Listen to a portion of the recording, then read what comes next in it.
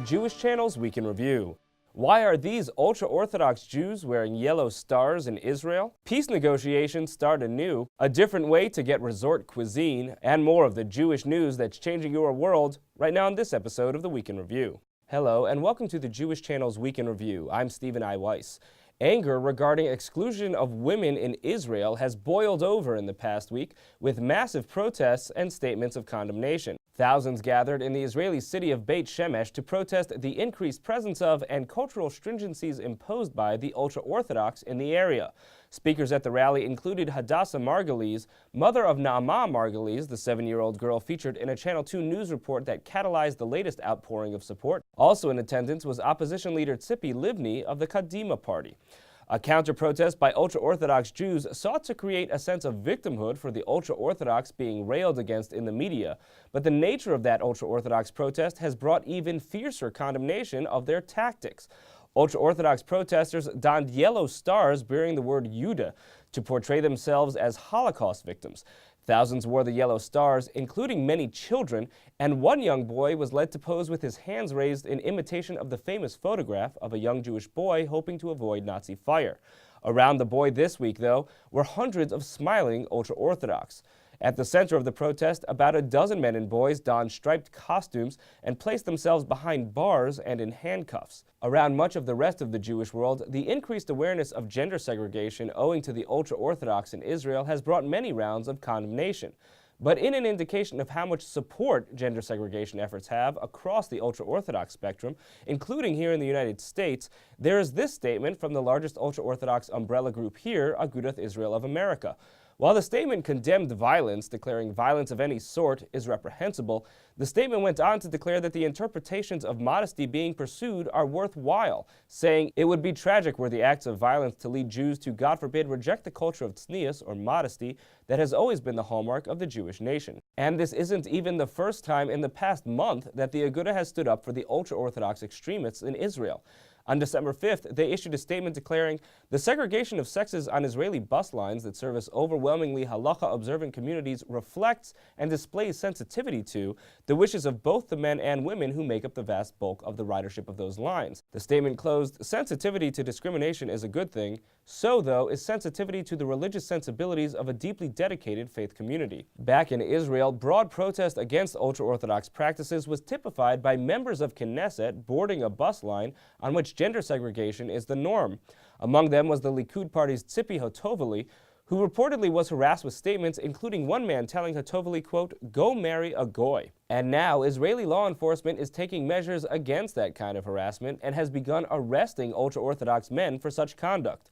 One target of such harassment was an Israeli soldier, Doron Matalon, who was riding the bus wearing her uniform when ultra-Orthodox man Shlomo Fuchs started harassing her after she declined to move to the back of the bus, at which point Fuchs called her either a slut or a whore, according to different media reports. Now Fuchs has been arrested, barred from public transportation for the time being, and indicted with felony charges of sexual harassment. The case raises obvious concerns over freedom of expression, but at least some judges are now saying the concern over sexual harassment supersedes that of concerns over rights to free speech. Other arrests of ultra-Orthodox men have been occurring in the cities of Jerusalem, Beit Shemesh, and Modi'in on similar charges. But if Israelis themselves can't get along these days, there's increased hope for Israeli-Palestinian relations.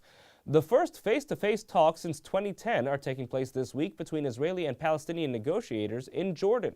Neither side expressed great hopes for progress, though. On the Palestinian side, Chief Negotiator Saeb Erekat reiterated a demand for a freeze on settlement construction and recognition of 1967 lines as a basis for negotiation, while the Netanyahu government reiterated its position that talks should resume without preconditions.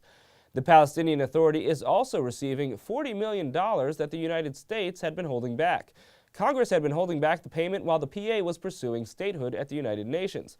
The $40 million is approximately 20% of the $187 million that the U.S. was scheduled to give the PA in 2011. But while the Palestinian Authority is flush with cash, the average Israeli could find that their credit has dried up. Hundreds of thousands of Israelis had their credit card information released online this week by hackers from Saudi Arabia. The hackers referred to the posting as, quote, a gift to the world for the new year that they hoped would hurt the Zionist pocket. If you've been using any Israeli websites for credit card transactions, you should monitor your statements closely for possible fraudulent purchases. But if you're looking to spend your money on something Jewish here in the United States, there's a new twist on the old traditions of the Jewish hospitality industry. Many thousands have visited the Kutcher's Resort in upstate New York over the years, but now is the first time you can sample their food without heading up to the mountains, as Meredith Gansman reports. What began as a resort in upstate New York's Borscht Belt is now taking reservations in downtown Manhattan.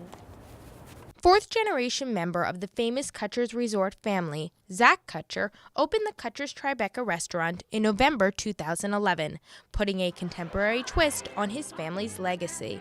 New York's Catskill Mountains, once known as the Borscht Belt, housed a string of summer resorts popularized by New York City Jews, and Kutcher's was one of the most famous.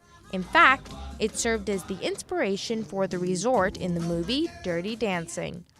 It's also the subject of a new documentary, Welcome to Kutcher's, The Last Catskills Resort, which premiered at the New York Jewish Film Festival and is directed and produced by Ian Rosenberg and Carolyn Laskow. Rosenberg explained how Kutcher's reflected the Jewish American experience. You have all of the different elements that people think about Jewish American culture. You have the Borscht Belt comedians. So we have Freddie Roman in our film, the current dean of the Friars Club. You have the food, what we think of as sort of Jewish American food, and the overabundance of Jewish American food. What people I think know less about is sort of the sports history of Kutcher's. Will Chamberlain was a bellhop at Kutcher's and also played on their sports team. So on so many different levels of pop culture, not to mention the hotel industry, the whole all-inclusive nature of the hotel industry was created in the Catskills resorts. So all those different elements of sort of wanting to both have a place of their own and at the same time sort of assimilate in the American idea of a vacation are reflected in the Catskills.